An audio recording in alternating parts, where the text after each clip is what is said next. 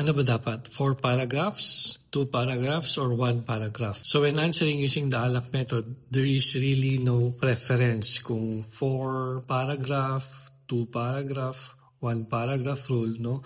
Although there are others who recommend using 4 paragraphs, there are also others who says isang paragraph lang is enough. No, it really depends on the composition of your answer. So what am I talking about?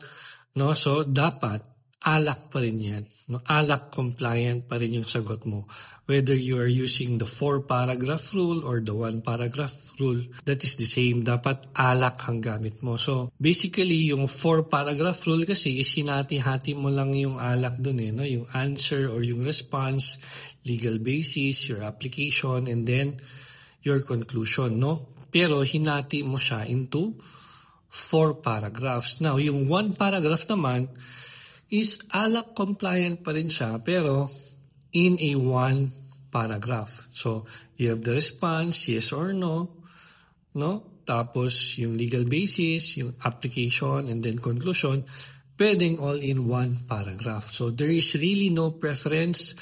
The only determining factor is whether or not nag-respond ka dun sa tanong and nag-provide ka ng legal basis, in-apply mo yun, that's why you arrived with your answer. No? Ganon yung sagot na hinahanap. Whether 4 paragraph yan or 1 paragraph, hindi na yun magmamatter. Okay? So, yun lang.